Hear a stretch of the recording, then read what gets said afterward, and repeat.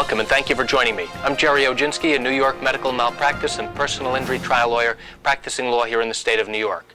I want to tell you about a case I handled recently involving a woman who died as a result of a misplaced feeding tube. The woman's 2 adult sons had come to me one day wanting to know why their mother had died.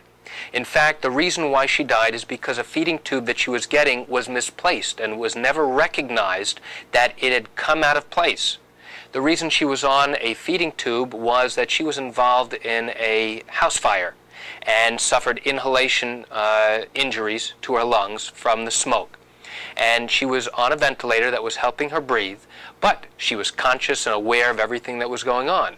And she developed complications while on the ventilator and required to have this feeding tube where she would get nutrition into this tube directly into her stomach. And her stomach would then process it, her body would process the food, and everything should have been fine. The problem was this feeding tube became dislodged, and not a single doctor or nurse recognized what had happened until it was already too late.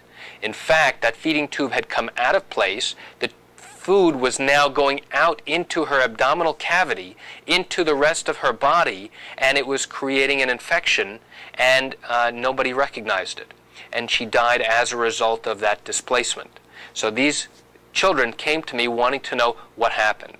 It was during the course of discovery, when I obtained the records for the family, I reviewed it and I had an expert review the records, that did we learn that the tube had actually been misplaced and the contents of the food were going where they should not have been.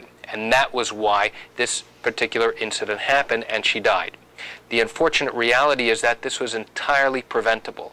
Had the nurses and doctors been more vigilant and recognized where this tube was on each of the days that she was in the hospital, this tragedy would not have occurred. That's it for today's video tip. I want to thank you for joining me. I'm Jerry Oginski. Have a great day.